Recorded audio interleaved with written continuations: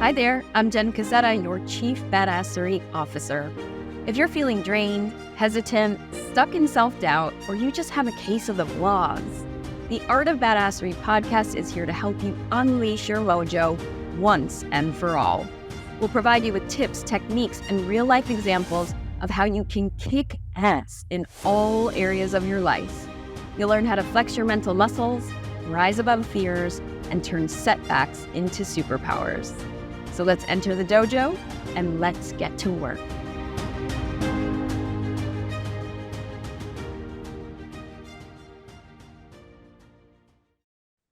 Welcome, everyone, to the Art of Badassery podcast. I'm Jen Cassetta, your Chief Badassery Officer, and today I have such a special guest to share with you. She is Amanda Robbins, the co-founder of PCU, which is Performance Coach University, which I happen to be a very proud graduate of. Welcome, Amanda. Thank you. I'm so excited to be here. What an honor and a privilege. Very cool.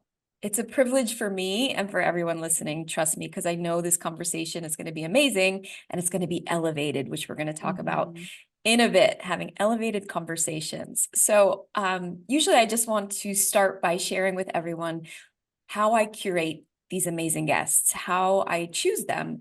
And I choose them because they're all black belts in badassery. So if you're listening, you've heard this already, a black belt in badassery is someone who has overcome challenges and developed inner strength, tools, wisdom, power, confidence, who then helps others rise with that. So Amanda is someone who I look to as a mentor, I look up to, and she just has this ability to light people up when you talk to her. So you're all going to get to witness that. You're going to be able to bask in her light during this next podcast interview. So thank you so much, Amanda, for coming. Can you share everybody? So sweet. Yeah, I mean it though. And thank you. Just so it's not coming from me, I want everyone to hear what PCU is and what it's all about. Can you share with everyone real quick before we dive into your personal story? Okay. So Performance Coach University is the first and number one performance coaching training in the world, specifically focused on activating human performance. What we do is we optimize humans to perform at their highest level and tap into their potential, right? There's so much potential inside of each and every one of us. And the beauty of Performance Coach University, one thing that I am humbled by every single day, I truly am like, I can't believe I get to do this work. And specifically with these people is because it's people like you who are committed to being the best version of themselves, to tapping into their highest potential. And this is the kicker. It's not all about them. They have big hearts and they want to help others do the same. And I am like, I get choked up thinking about it. Like, I can't believe I get to do this work and like, not only like see these results, but have this army, this force for good out there in the world that's helping others do the same. So we're proudly double accredited. I mean, I've co-founded Performance Coach University with my husband, Jarek, who is, if anyone knows Jarek Robbins, he is just such a badass himself. And he's born and raised in the personal development industry, and to walk alongside him in this life, to be able to share these gifts, and he was born into it. I got into personal development, which we'll talk about later, and into coaching for other reasons, which were part of my biggest, triumphs and challenges, in life. So anyway, it's a double accredited program, and we get people certified and accredited. It's incredible. And then support them in their business as well, if they're looking to grow their coaching business, or if they're looking to amplify their team coaching to help them integrate this into their teams, with their teams, or into their organization. So we're super proud. I could go on for days. One thing I do want to mention while we're talking about it is we have, I don't even know if you know this, Jen, we have our 1 billion mission now we've rolled out. So we've helped through PCU, we've helped support, like protect, save children from sex trafficking. We've helped build hospitals and schools. We've helped get clean water. We've helped so many, like, that's what coaching is about. It's a service-based industry, right? It's a service-based profession. And so we're not just teaching people to become great coaches in the world, we're also giving back to humanity, right? And so our latest mission, and I'm so excited about this, is our 1 billion mission, and it's helping reach 1 billion youth around the world. Because, like, why am I getting choked up? I know I do this with you. One of the things that people say the most when they come out of this program is, I wish I had these tools when I was younger. I'd be on such, maybe they saved themselves money or time in therapy, or they would have hit their goals faster, or they would have overcome those obstacles with like more ease and really tapped into their truest potential earlier on in life, right? And so we're like, it doesn't need to be like that. We don't need to wait until someone's 30, 40, 50 years old to get these tools in this program or to have a coach. And so what we did was we launched the 1-for-1 program, which is supporting teachers with a teacher's version of Performance Coach University. So every time someone enrolls in, right? Because they impact so many kids' lives, right? And so every time someone enrolls into PCU, right now it's 1-for-1. Eventually we're going it to 1-to-3 and then 1-to-5. So you would sponsor a teacher to take these tools to their classrooms and to their communities to help impact over 1 billion lives in the world. So I'm so excited about that. So that's one of our missions right now, in addition to, of course, creating badass coaches like yourself. Oh my gosh, Amanda, that is cool, right? Yes, very cool. Very badass. Like more badass than I even imagined. Yeah. And I'm going to share a quick little story with you and everyone else of the first conversation I had with Amanda. So let's rewind. It was last year, probably around this time or in the beginning of the year, that I was like setting my goals for the year. And I knew that I wanted to elevate my coaching. I've been a certified health coach, nutritionist, all those things, and worked with people. I got kind of siloed into this like weight loss stuff that I really wasn't passionate about anymore, and wanted to take all of the mindset work and the NLP that I had been taught, and that's neuro-linguistic programming for anyone out there that doesn't know what it is. I needed an umbrella, something to put all these different things under and go out and help more people. So I started Googling. Well, first of all, so rewind. So in the beginning of the year, as you all know, I do a vision boarding class online for folks. It's a digital vision boarding workshop. So you're making a vision board that you put on your phone screen, on your laptops, everywhere. And what I teach is you can put symbols on there, right? Symbols that you want to be associated with in your life, that will pull you forward. They don't have to be very specific. So I have some people on my vision board, and one of those people is the GOAT, Tony Robbins, who I've spoken about on this podcast. You probably know. In my early 20s, I was out there going to all the seminars, doing the fire walk. It's incredible. Yeah. Like, here's my credit card. I don't have the money, but I'm going to figure this out. Like, that's how it was. That's incredible. And anyway, so fast forward to last year, and I'm just Googling now. I'm just Googling random, coaching certifications. And I finally come across this word, high performance coaching. I'm like, oh yeah, that sounds good, right? And when you're in the flow, and you're online and you're researching, and you start to find the right things. It's like breadcrumbs. I'm like, yes, yes, yes. And I go on the website and I see, oh, Jennifer Robbins, he's the founder. That sounds really good. I see some other people that I recognize as alumni, Rachel Rogers, some other folks. Like, okay, yeah, this feels right. The words, let me set up a call. So I get on the call thinking I'm going to be speaking to a salesperson somewhere, maybe not even in this country, who knows?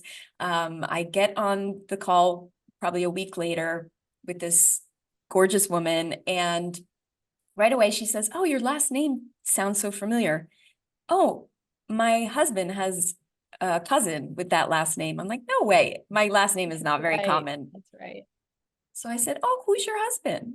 She goes, Jennifer Robbins. And I'm like, oh my God. So Amanda, I've never told you this, but in my head, in my head, I'm going like, Jen, Tony Robbins is one of your mentors, idols, put him up there on top 3 people you'd want to meet one day. And you're talking to his daughter-in-law. Don't fangirl. Yeah. Be cool, be cool. Be cool, be calm. But honestly, we wound up having such a beautiful conversation that we didn't even need to talk about that because it wasn't important. What was important was Yeah. learning about the work that you do at PCU, and I wanted Yeah. in. That was it Yeah. for me. So I've been a graduate of Performance Coach University now. I'm using it in my work, in my Yeah. life, in my conversations, in this podcast. So I want to thank you for all the mentorship, teaching, and just support and love that you give to all of us, including my Aw, husband, thank who is you. also a graduate. Yeah, I just love having you guys. You're so committed to this work, and that's something that we really look for too. Someone that we really believe that you need to walk your talk, right? Not Yeah. just like tell people what to do or coach people, but not have your own coach or not be doing the coach, like to be really working on those same things yourself as far as it comes to optimizing your the best version of yourself or your own performance or potential, right? And Yeah. so, or the impact you have in the world. So yeah, I'm so proud. You guys are really, again, it's an honor and a privilege. I'm so glad you're in, and that's such a sweet story. And yeah, I'm just, thanks for trusting us and doing the Yeah. work. And you guys are just badasses yourself. It's very cool. I love that you're Well, getting so much out of it. thank you. Back to you. But really, just I tell that story more because of the vision boarding, and incredible. how I'm really serious about it. I have a few stories from my vision board that have manifested in life in ways that I would never have Yeah. expected. And that's the Yeah. beauty and the vision and the magic of Yeah. this kind of work. Okay. To Amanda. Amanda, I want to know more about your journey. How does one, become the co-founder of a high performance coaching certification program? And really, what I love to dig into in this podcast is, what we see on the outside is the success, is the give back, is this, the amazing work that you do. What we don't see is probably the personal challenges and struggles that you have overcome to get here. So can you just share a little bit about your background and then maybe share what some of those challenges were? So my background is so different from you and Jarek. Like, one thing I love about you guys and others out there, you're few and far between, but those 20 somethings that were going to personal development events, come on, are you serious? Like, I was always kind of this like natural born leader and loved people and teams. And so as far as I went, it was really just kind of in the leadership world, right? I couldn't get enough of like John Maxwell content and stuff like that, like reading about leadership That's and great. big on company culture and my teams. And to the point, before working from home was a thing, I sometimes would try to work outside the office. And my boss at the time, who was a great mentor of mine, would say, I really need you in the office because you really lift the morale here and like the energy and everything. And I was like, that's great. And like, I need to like hunker down and really focus too. So, it's been such a blessing. But one thing that's interesting, and a funny side story, is when I first met Jarek, so my husband, similar to you, kind of grew up with this stuff, and he was going and studying with monks at a young age. Sorry. Not similar to me. My dad was into self-help and listening to the things, but he wasn't Tony Robbins. So it's very different. Well, sure. But I will still say that whether your dad was Tony Robbins or whether your dad was listening to Tony Robbins, that kind of parenting and that kind of role modeling, and just like whether it's learning through osmosis or just being in that, right? Yeah. And so, and honestly, like Jarek's dad gets a lot of credit. His mom is phenomenal, and she's gone now, but she really lived that work as well. And I think it's so easy to focus on her. And one thing I love is in interviews, he'll shine the light on his mom too, because she was breaking bricks with her bare hands when he was in her belly. Like, she was really doing the work too. So it's really beautiful. But what I'm trying to say is, I actually like this personal development stuff was like, that's just like kind of weird stuff that people from California do. And I'm from Michigan. So it's very weird. And like, it's so funny, at our wedding, it couldn't have been more different. It's like, here's a bunch of Midwesterners are like, let's just have a good time. And Jarek's side was more of like very into personal development stuff. It was very a stark contrast and so fun and kooky. But anyway, back to the how PCU came to be, right? And like founding this great training program and organization. So when I met Jarek, it was so funny. My only personal development was the things that I had taught myself. So it was just looking at life and being like, wait, why is someone else's life like this? And why is ours like that? Why are we on food stamps? And why am I getting free lunches? And we're doing layaway. And my parents aren't buying me not first car, I'd figure things out by then, but at a young age being like, why do these friends over here, they have a boat and they live on the lake and they have a huge house, and like, I just kind of observe. I've always been a good observer of like, why is this different? My dad works hard too, and my mom works hard too to take care of us. Why is it like this? And realizing, and then putting those pieces together and really taking clues and figuring out like, what do they all have in common? Success leaves clues. What do they have in common? They invest in themselves. They had a higher education. You're talking about the other families. Other people, the other families, right? Whereas with my family, it kind of stopped at, no more than high school, if that. Mental health was a challenge. Other things, like there's a list of things. There's just such stark contrast. And I took notes and I just started to apply them to my life. And then when I met Jarek, kind of fast forward, it was beautiful because I had done so much work and he thought for sure, I was like, he was like, you've got to be a closet Tony Robbins fan. Like, this stuff. And I was like, who is that? Wow. And then no joke, I had no idea like who Tony Robbins was. I was like, wow. I think I've read like a famous quote by him, but like, who's this guy? It was funny. The first event I went to, I was like, why is your dad's face all over everything? Literally, I was like, what? And what is I was mind blown. I bet. And so anyway, again, when Jarek and I met, my background was really in marketing and business, and the only personal development I had done was the work I had done on myself by just life lessons, right? And applying them, noticing differences between success and, kind of setbacks and failure and victim and blaming versus like overcoming and persevering and resilience and things of that nature, really just life lessons. Whereas Jarek had studied it his whole life. And what was really beautiful was before I even knew about coaching, Jarek was coaching, of course. He'd been coaching for over 20 years now. When I met him 12 years ago, I was like, this is funny. You're going to love this. I'm like, so what do you do on our first like meeting? So he traveled all over. I had traveled all over, but I'd started a business and stuff like that and studied overseas. And I was like, this guy's got to be in sales, right? And he goes, I'm like a motivational speaker. And I was like, no, he didn't say it like that. He didn't say it like that. He's like, I'm a motivational speaker for lack of better words, right? Yeah. And I was like, I literally said to him, I go, so am I, except I don't get paid for it. What? And he laughed. We both laughed. I was like, this guy gets paid for that? Like, I'm not getting paid.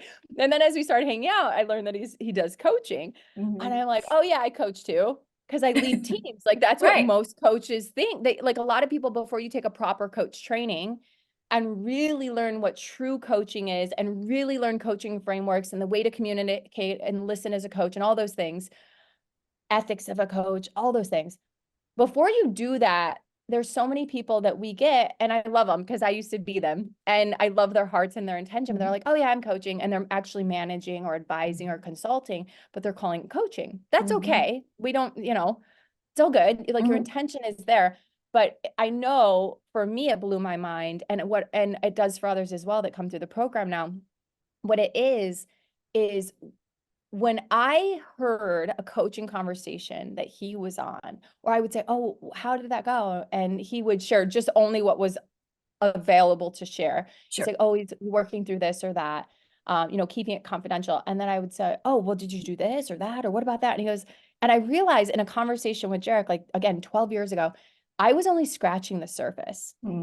Right? Like Jarek in a conversation, if I was able to overhear just a little bit of it, I could hear him going so much deeper into it. And that's when the light bulb went off in my head, which was, wow, I'm not actually coaching. I'm a great cheerleader. I'm a great, maybe motivator, but that wears off. I'm a great trainer. I'm a great teacher. I'm a great leader, but I am not coaching, because if that's coaching, like that guy is making lasting change and getting massive results for his clients.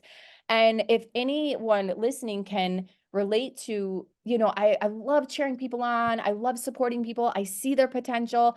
and you know that you probably could do even more, or you want to, right? Like that is such a moment to lean into that and say, how can I sharpen those tools? How can I get better at this? And for me, that was my kind of journey into coaching, right? Was seeing that real coaching goes deeper. Yeah. It's so much more than what most managers or trainers or consultants think, or advice giver. I call them advice givers. Like if you're advising, Right. giving advice, there's so much more to it. And so, yeah, he was a great example. I started taking coach training, not just learning from him, but also taking other training. And it blew my mind. I was like, wow, I want to go back to all those people I had worked with before and all the Yeah. people. And like, I want to do that again. And I know I would have such a bigger impact, a more like a bigger impact and a lasting impact on their lives. I know that I did, but you know, where you just know you could have done better. Yeah. And if you're anything like us, like you don't settle for just Right. average results, right? So anyway, that was the beginning of it. So S- PCU's been around for, sorry. Well, I was just going to say, I can relate because all those clients that I worked with, especially the ones that came to me for weight loss, and this is where it started to go sideways, where I didn't want to do it anymore, because when people didn't get results, I was like, I Yes. know it's because of mindset. And Yeah. that's where we should have been Yes. working the whole time, Yes. because it's not about me just telling you what to eat or how to Yes. exercise, because Yes. you can go online and get that information. You don't need to Yes. pay me. Yes. That's the difference. Yeah. And so that's it too. If you are a coach or any type of coach and you're not getting the results from your clients, and so you knew intuitively it's their mindset, but you may not have had the training or the resources to, one thing we call it, or that, you know, it's called, is you don't have leverage. You haven't been able to really dig deep into what it is, their motivators. And like, we think again, that I could rave about it because it's been such a game changer for me and who I am and the impact I can make in other people's lives by going through a formal training. And it's again, taking the mentors we have in this program that have such incredible rich backgrounds of their experience, of the results that they've got their clients, the impact they've made, the training they've taken, and to take all of their brains and put them into this program and to train people on those tools is so incredible. And so yeah, that's it. So that's kind of how it came to be. I kind of, you know, realized I wasn't really coaching and dove into it, whereas Jarek had been in it his whole life. And together we put it together. And you know, I really honestly kind of just supported him through the process. I was like, I really see this needs to be out in the world. And I haven't seen a training that's this good, this rich and robust. And so we made it, and probably it's double accredited, and we continue to add more accreditations to it. And it's just been really fun. It's been such a joy. We've trained leaders in Fortune 100, 500 companies. We have elite military, professional athletes, speakers and trainers and coaches like you. It's been real, and you see the community. So we should talk about something else though, because I could rave forever about it. well, it's really about you and your journey, how you got there. What were some of the major stumbling blocks? What are things that you had to go through on this journey, right? Because it wasn't all just smooth sailing, I'm sure. Both personally and professionally, that have come up for you.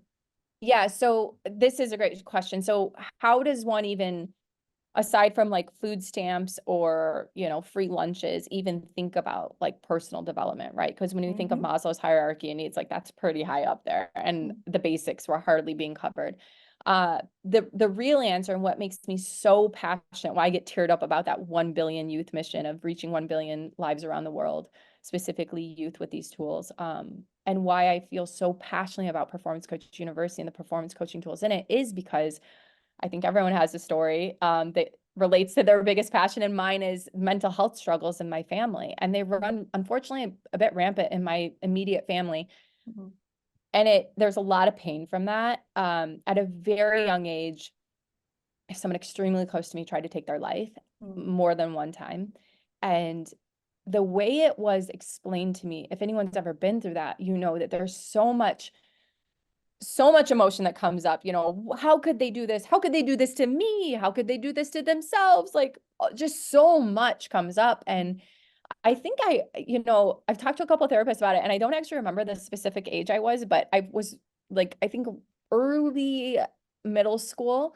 And when that happened, and the way it was explained to me was that, Amanda, like, why would she do that? And it was like, Amanda, sometimes people, they have these voices in their head and they don't necessarily say good things to them. And at that age, I could relate to that. In a way of like, if we think about just our conscious or our internal dialogue or narrative, right? I can relate to that as like, oh, am I going to get in trouble if I do this? Like, you're thinking about that. Like, am I going to get in trouble if my parents find out that I did this with my best friend and whatever, we're getting into some mischief.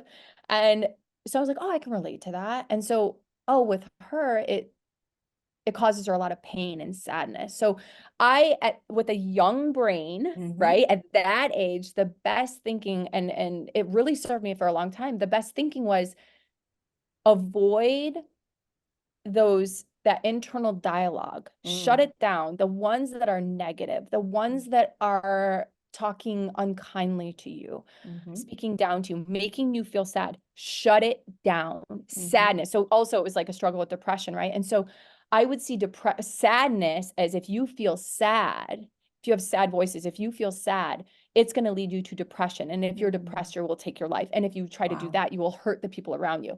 At a very young age, that's the best I could make of it, right? Which served me for a very, very, very long time, Jen, like a very long time. I remember in high school, someone crossing, going down the hall and saying, Amanda, you're always so happy. You're always so smiling. And the truth is, it was because for so many years, I had conditioned myself to avoid sadness at all costs. Sure. Which really served, it was like, okay, only focus on the positive, be happy. And it really served. The challenging part was, it wasn't until I felt safe enough in a relationship, specifically with my husband now, where I could actually go, and with some reflection as an adult from others being like, are you okay with being sad? And I was like, well, of course I am. Like, of course I am. I didn't realize I was suppressing an emotion. And we know as coaches, or anyone that's done this work, whether a therapist or someone in somatics or anything, all emotions felt fully lead back to joy. And so it's never a healthy thing to suppress an emotion. We really want to make peace with that emotion. But I had made sadness such a bad thing. I could have wrote the movie Inside Out before it was a thing, because that's how I operated my life. Joy was in control and sadness had no place here. When that movie came out, I was like, that is how I've operated in my life for so long. And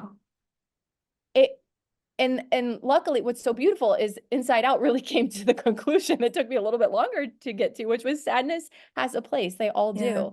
But when we make one emotion the bad guy, we actually are not fully feeling and experiencing life. So Completely.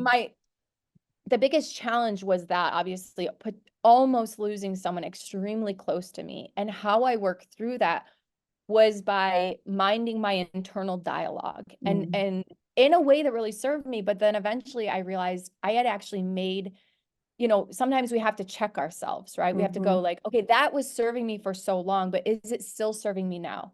Did you take time to question your own thinking, right?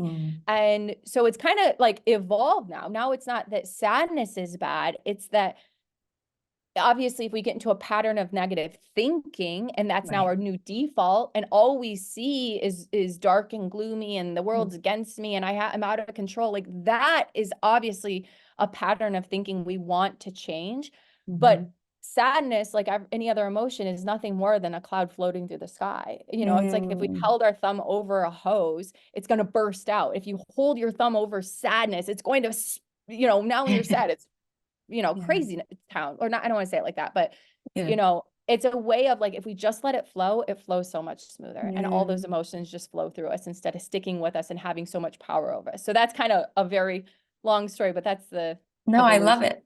Last episode, if you listened, I actually just talked about exactly that. I coached myself through this challenging time that I just went through, losing our home. My landlord took our place back after 9 years. We had to downsize. There's all these negative things. And also just like the releasing of a home that you didn't want to leave, all of that.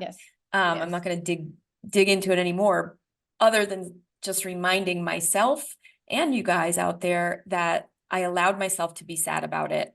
I cried every day for about 7 days. but I also had a limit. And once I moved into this new space, I said, enough. I'm not now bringing That's it. that pain into this new space to fill it up. Instead, I want to fill it with hope and love and possibility, right? Yeah. Possibility of unlimited possibilities of what great things could happen while I'm in this space for however long it is. So I completely commend you for being able to figure that out, you know, on your own. That's a big deal. Yeah. Yeah, thank you. I love one thing that you just shared, which is important, is that I'm gonna set kind of a timer or a limit on this. I'm gonna allow myself to fully experience it, but I'm gonna set some guardrails around it or some limits around it so it doesn't permeate into the rest of my life, into all areas, right? And I think that's really the key. One thing that's really helped too with emotions in making peace with them is or even like just the internal dialogue is just becoming aware of it. Like, what is this? What's coming up for me? What is it here to teach me? Asking questions, right? That inquiry really allows us to become more aware and then really assess things instead of react to things, right? And so with that, if someone is having trouble with an emotion, another one that came up for me recently, which I was so blindsided by, was regret. And I had actually worked with my coach on this, which was so beautiful.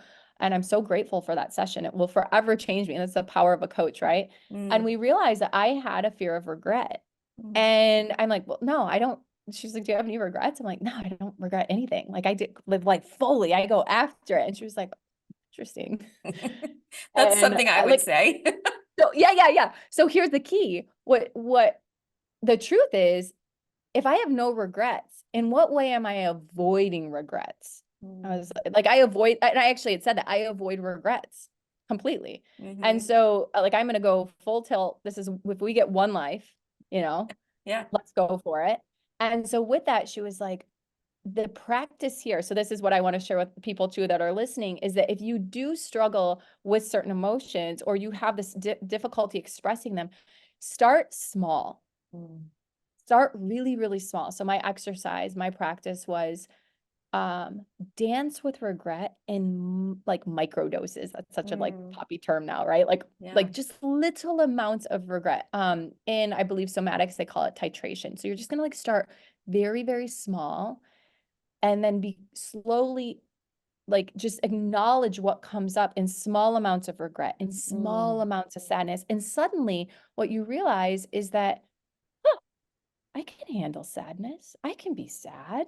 And then eventually you can invite more of it, not like to experience more regret, not to experience more sadness. That's not what we're trying to manifest. But what we're trying to do is just to acknowledge that we can feel that emotion. We don't need to run for that emotion. We don't need to avoid that emotion. But we do that by starting small, because if it's too big, then our nervous system shuts down, right? And we go back to our old ways. So we have to start really small. And so it would be, you know, oh, if you want a piece of chocolate and you don't have it, or you regret not ordering dessert or whatever it was, I don't know, whatever it is, where you intentionally do something that would evoke potentially a small feeling of regret or a small feeling of sadness, right?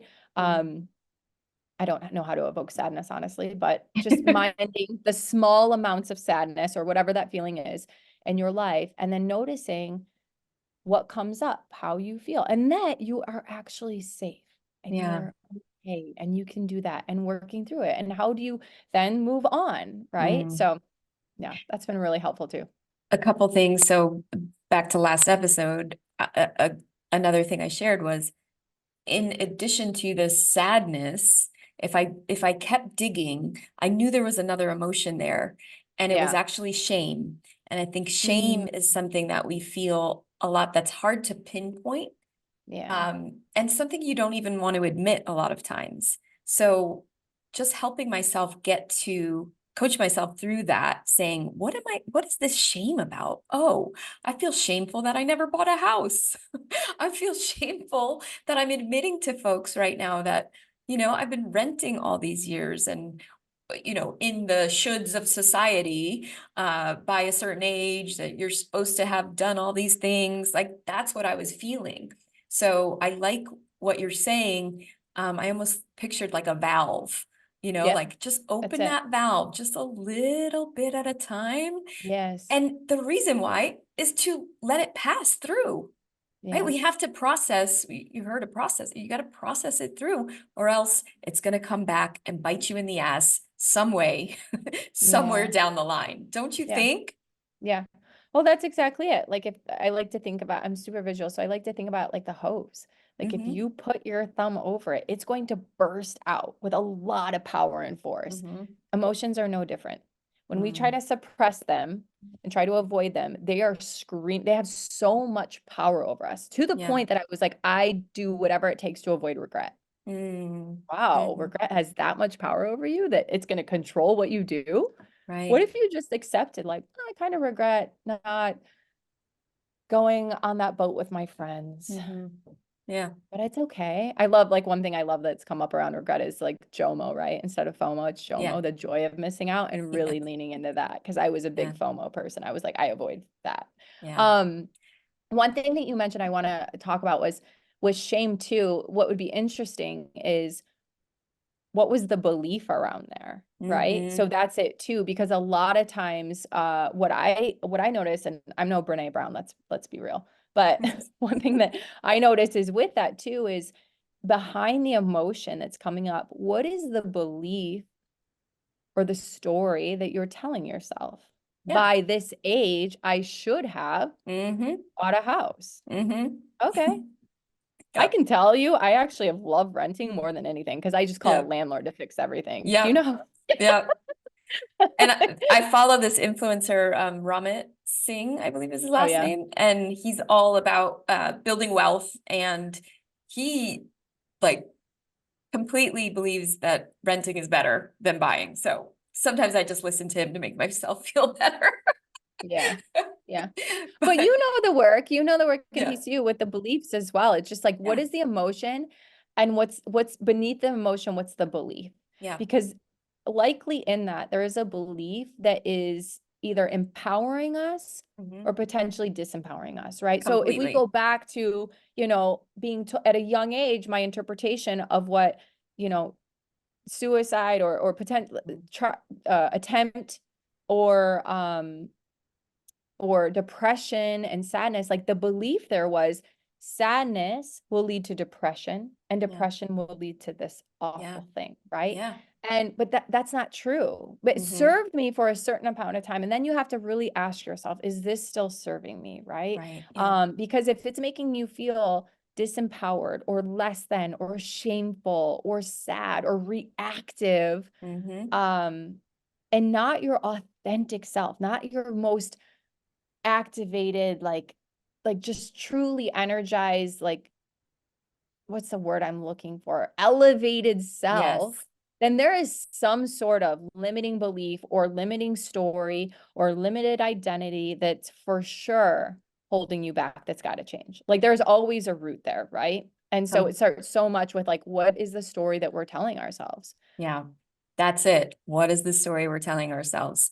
I have a question, and I'm just trying to think how to ask it best. But you know, I guess growing up with someone very close to you who is depressed, has depression, however you want to say that, and suicidal thoughts. I would just love to know, how do you manage that? How do you still manage that relationship, whether it be, and now I'm talking to everyone out there, whether it be a spouse, whether it be a best friend, a parent, anyone, how do you manage staying in your positive, thoughts and moving forward in your life and still yet being able to support this person? Oof, that's such a good question. As you're asking, I can feel my eyes like swelling up with tears. It's extremely hard, without a doubt. And I think that it's hard for a lot of people. I know a lot of people can relate to because what they'll try to do is they'll try to change that person, Yeah. right? Okay. Hmm. So what do we do when someone in our life has some mental health challenges, Yeah. right?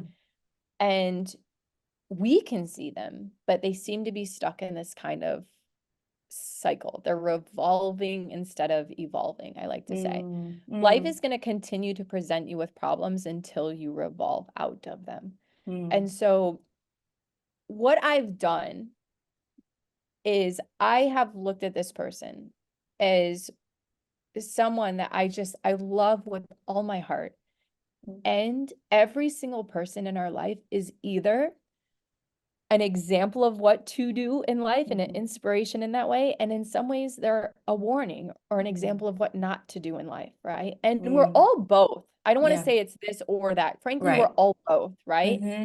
Um, There's so many facets of ourselves that, yeah, it's not one yes, or the other. I am. Mhm, Yeah, it's not one or the other. So I misspoke there, but in this, and so this person in so many ways was an example of how to be so loving mm, and such a wonderful caretaker, and also a warning of how important it is to always fill your cup first and mm, make sure that you're not pouring from an empty cup, that you're not outsourcing your love for yourself mhm. to others, right? And so Yes. often we do that. We outsource how we feel or our power or our worthiness or our love to other people instead of tuning in, because those people will come and go. Those people's tunes may change. They might not be with us forever, but the one person and the longest relationship we'll ever be in is the one we have with ourselves. And so if we can really nourish and nurture that Mhm, relationship we have with ourselves, like that's the best gift we can ever give to ourselves and those around us. And so that yeah. was a real lesson there. So what do I do with that? What do I do with someone that still is going through this challenge? Hmm. It's been a hard lesson to learn, and I have to give so much credit to my husband because he's helped me the most with this. And it's you Oh, just love them. hmm. You just love them. What we want to do is we want to try to change them. We want to try to fix them. And what we know as coaches is like that's not always it. We Hmm. can only help those people that want help and are willing to Hmm. take the help and receive it, and they Yeah. want it, right? And so Mm. that's been the lesson there, is just love them just as they are. And so Wow. with anyone that's going through that in my life and my family, that is, and think about it too, even if you're not going through that, what is the Mhm, greatest gift you could ever receive from anyone close to you? To just love me for who I mhm, am and all that I am, not how you want me to be, not who you think I should be, not what you wish I would have done, but just love me just as I am. Like, what a gift to give to others. Like, just feel mm. that on for yourself, It's, right? And so, yeah, yeah, it's a beautiful thing. I'm like giving myself a blanket of love right now, but I'm also reflecting on past relationships and how I could have been, different for others as well. And just, and I think as I'm growing as a coach, as yeah, a human, getting older, I'm more able to do that. But yes, this whole thread of, for me, personal development and thinking like everyone can change themselves. Everyone has the power to be better and do better and be an awesome human. And I can believe that and also just still love on folks that don't want that for themselves or can't even imagine that for themselves. yeah. I think with that as well, there's a couple things coming up, right? So I like to use this analogy of when it, if someone has,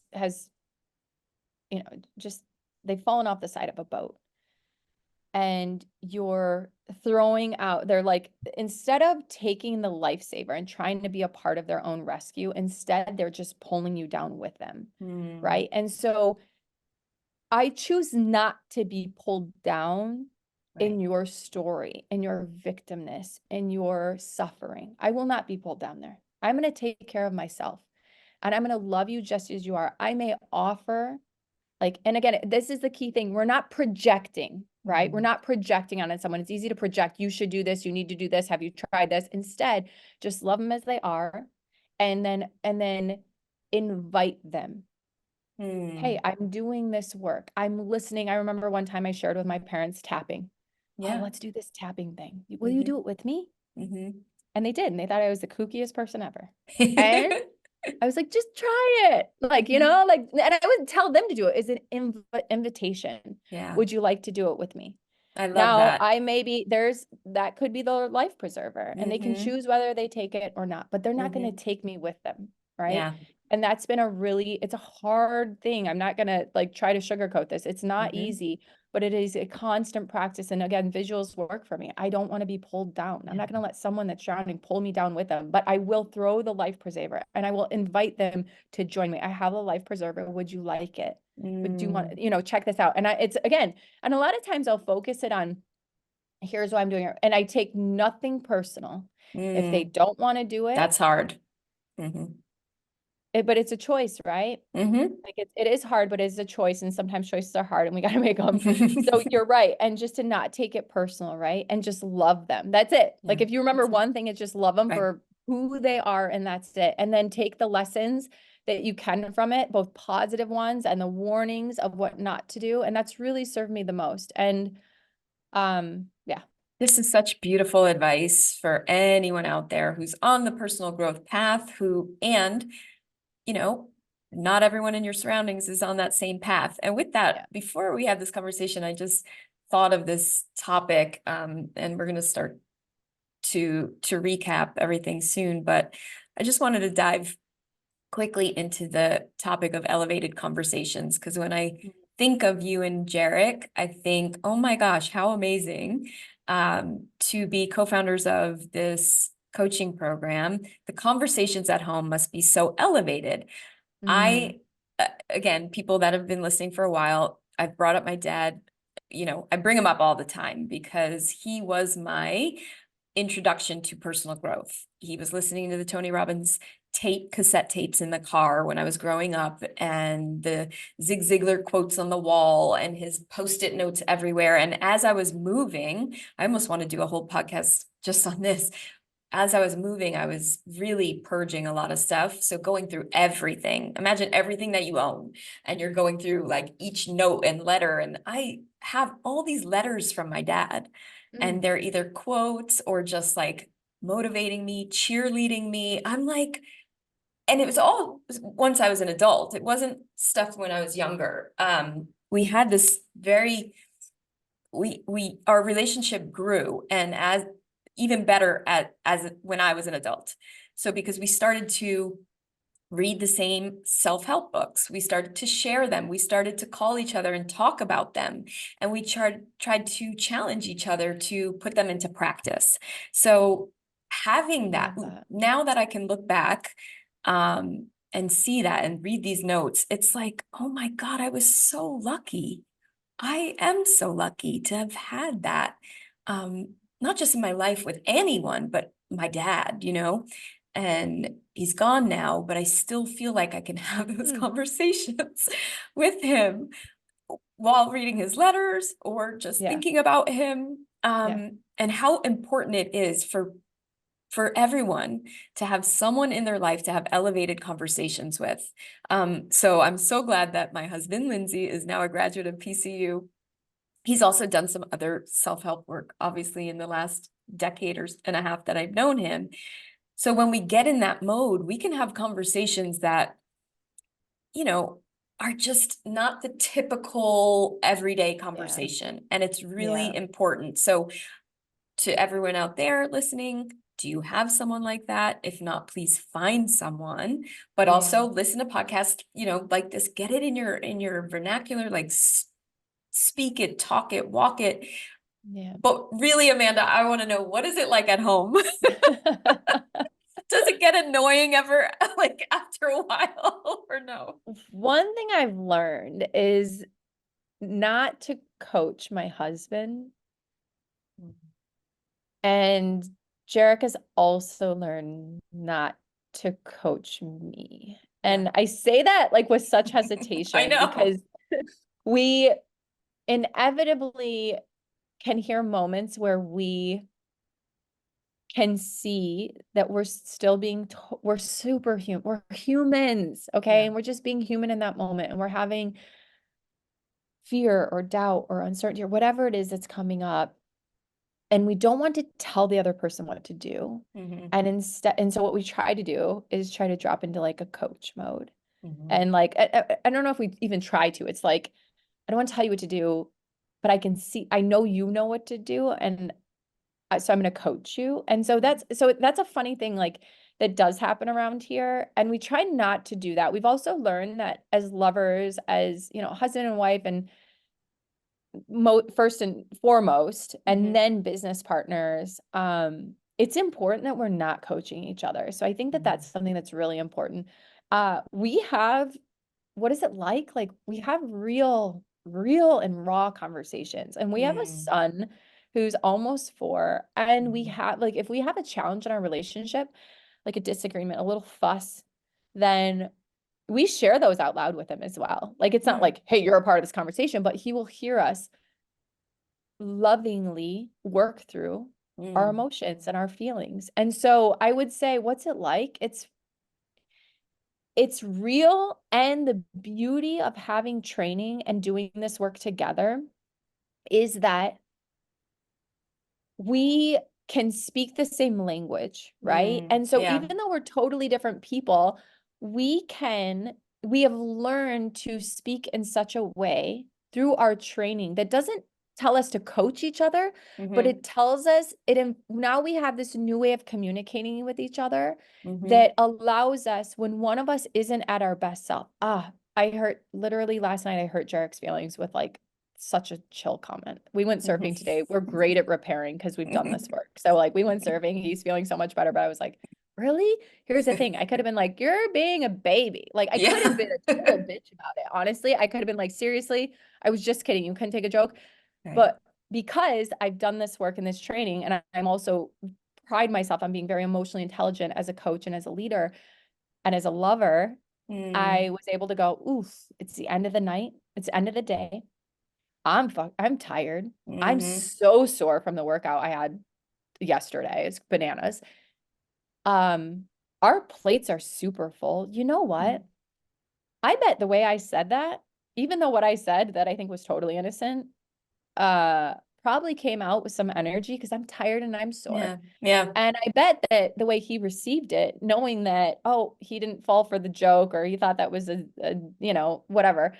Uh, I bet he's probably tired and he's Mm. probably overwhelmed. And when we're in that state, we're just not our best selves, and we're not as resilient, and we're not as like, that joke wasn't actually funny. That kind of hurt my feelings. Right. We have to like, so that's what conversations, like the tough ones, that's what they look like, is like Mm. we don't go, well, you should have done this, or you should have said that. We just like are mindful. We're just Yeah. like, hey, that wasn't cool. That hurt my Mhm. feelings. And the other person, instead of being defensive, is like, whoo, that raised a flag. I hurt feelings. Hey, I'm so sorry I hurt your feelings. We don't say, I'm sorry that hurt your feelings. I'm sorry Mhm. your feelings are hurt. We just Okay. own it.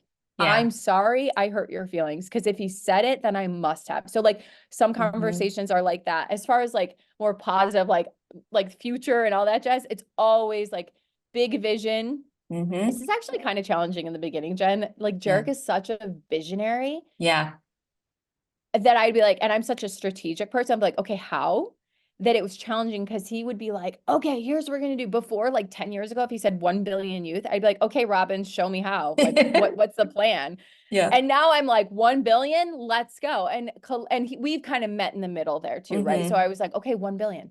I'm not gonna ask him how. I'm just gonna say, hell yeah, let's do it. Yeah. I'll figure out the how, and then I'll come back with, here are some ideas. What do you think? Or do you have any Mm. ideas? So like it's very, yeah, I would say it's super elevated, and it's also super human. So like Mm. when we are just superhuman, when I say superhuman, not like more than human, Yes. but like Yeah. Yeah. when we're totally just being humans, the beauty is that the conversations we have learned, and we've had some work, we've had to like meet with professionals as well and be like, yo, we're Mhm. kind of stuck in this funky spot. We are not, our egos are not in this, like, they don't serve us in some ways, and in some ways they can teach us. Mm. In some ways, when we are stuck, we are not too full of ourselves to reach out for help and say, Right. I'm trying to explain this and they're not getting it. So I think that's it too. So they're elevated, and then they're Yeah. superhuman in the way that we have to use all of our tools. And when we forget our tools or we get stuck, then we have a Mm. board of advisors is what we call Mhm. it. And our wealth in our health, and in our marriage. Love And our that. board of advisors are these people that we trust, that we love, that champion us. They may be coaches, they may be therapists, they may be advisors of some sort, they may be family, they may be mentors, it's doctors, it doesn't matter, but we have a board of advisors that we trust and we lean into them when we need it. And so, yeah, that they're super elevated, they're super fun, they're big, they're, you know, like it's great. It's fun. I invite everyone to be a part of it. And I think the biggest thing though, if there's one takeaway from it, that how do you have elevated conversations? It is being mindful of what mindset you're in. What version of yourself are you in, right? I like to say versions. Oh, I'm in the sleepy version. Like what version of Jarek am I getting? And what version of Amanda is he getting? Right now, tired, exhausted, sore, right? God forbid hungry's in there, because then it's right. So I think like knowing the version that you are in of yourself allows you to then get back to your best. And when you're at your best, the conversations are elevated because you're elevated. But if we're not elevated, then we got to like be able to do the scan. And sometimes you have to scan for your partner as well. Be like, what version of you are you right now? Are you like, and sometimes you got to probe. Are you tired? Are you sore? I hope that helps. Yes, I used to have snacks for Lindsay because early on I finally understood. It was like years of this hangry thing that I didn't understand. I thought he was getting grumpy with me or agitated with me, and I took it personally. And finally I was like, oh, he just needs some nuts. That's so funny. He's Jarek does hungry. the same for me. I'll start talking really fast. And maybe if I've been talking really fast in this, I'm trying to think of last time I ate.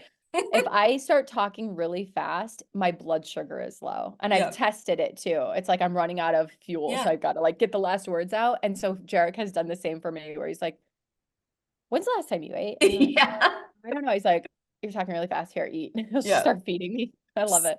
Just grab some nuts, folks. Okay.